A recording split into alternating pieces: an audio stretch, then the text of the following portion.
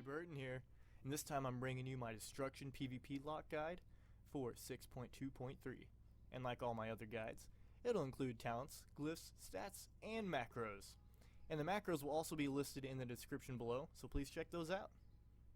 Alright, let's just jump right into it, shall we? So on the first tier for level 15, Searing Flames, you just want this. This is all you want. Ember Tap does 50% more healing and refunds 50% of the Ember cost. Super amazing. Because you're going to go heavy in Mastery, your Ember Tap's already going to heal for a lot. This just makes it go crazy. Plus, since it refunds the Ember cost, you can spam it a lot more. Great burst heals. Next tier, if you don't have any stuns on your team, go Shadow Fury. If it's going to DR with teammate stuns, you probably want to go Howl of Terror or Mortal Coil.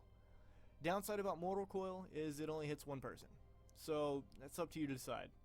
If there's a rogue and another melee or something, Howl of Terror is going to be really great, because you're going to be getting hit a lot most likely, and that'll reset the cooldown pretty quickly for Howl of Terror. Next tier, 45. Sacrificial Pact, only way to go. You get a huge shield. Right here, I'm not in PvP combat, and I have a 387k shield. This is a 1 minute cooldown. Now, if I was in PvP combat, I'd have probably close to a 450k shield. For a 1 minute cooldown, that is amazing. Now sure, it does take 20% of your health, but you get that and much more back with the pact. Okay, next tier. If you're versing some melee, I like to go Blood Horror. Just a nice little fear that doesn't DR with your actual fear. Pretty great. If you're versing maybe just casters, Unbound Will is really good. A second trinket is never anything to, shrug off. It's great to have. But it takes a large chunk of your health. Alright, next tier. Grimoire Sacrifice. Mandatory. 25% more damage on your Chaos Bolt and Shadow Burn. I really don't need to say anything else, but you do also generate 2% of your health every 8 seconds, and you get a huge stamina bonus, even though it's not listed here. Level 90 talent, Archimonde's Darkness. 2 charges of Dark Soul. Mandatory. You're going to be bursting a lot with Chaos Bolt. We're also going to be using the Glyph. I'll talk about that in a little bit. This couples really well with it. Level 100 tier, you have to go Charred Remains.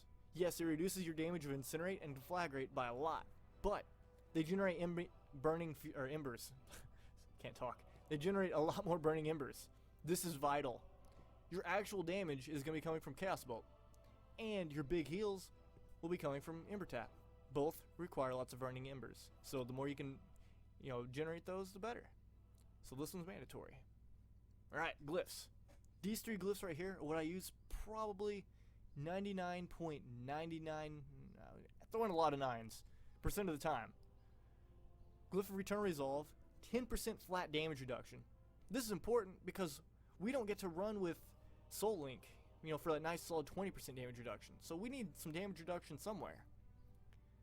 Glyph of Conflagrate is super important. We can't always have time to cast that Immolate, because there could be a melee on you, and you don't want to get locked out just to try to get a snare on somebody. So being able to cast this whenever you want is amazing.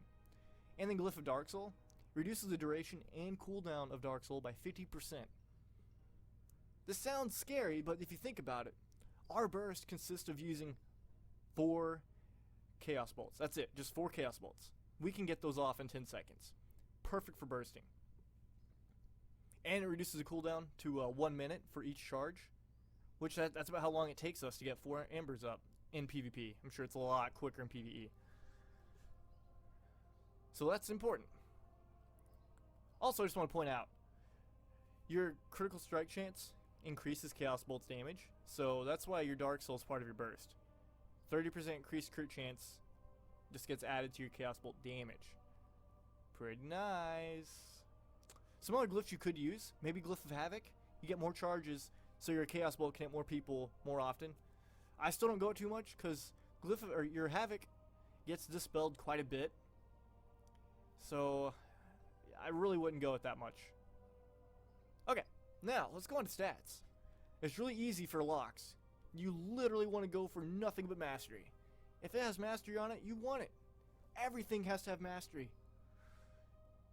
The reason why is because Mastery directly increases your hard-hitting Chaos Bolts and increases the amount of healing you get from your Ember tapping. That's super important. With that said, you don't want to go with your 4-piece.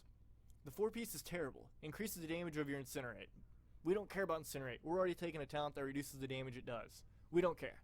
So just get your 2-piece, and then just focus on Mastery. The second stats you could take are Versatility to increase your Chaos Bolt damage and your healing done. Or you could even take Critical Strike, if you can't get Versatility, to just directly increase your Chaos Bolt damage. Alright, that's it for stats. Pretty simple. And then now we'll move on to macros, which I'll just talk about them and then include them in the description. But you want macros to fear either your focus or arena target 1, 2, or 3. You want to have Chaos, or your Bane here, or Bane. It used to be called Bane of Havoc. Your Havoc, you want to be able to quickly cast it on who you need it to without taking the time to target them. So use it on focus or arena 1, 2, and 3. And then you want your interrupt that you get from sacrificing your pet to interrupt like your current target, focus target, or arena 1, 2, and 3. And you could even macro your banish to something, but you don't really banish too often. And I believe that's all for now. I mean, there's other macros you can include, like one to conflagrate, arena target 1, 2, or 3. That one I don't go that in detail on my lock, but you could do it though. Okay, that's it for the guide. If you have any questions, please leave a comment. I'm usually good at replying within 24 hours. And if you enjoyed the video, please comment, like, or subscribe. It'll help me out a lot. Alright guys, thank you so much for watching.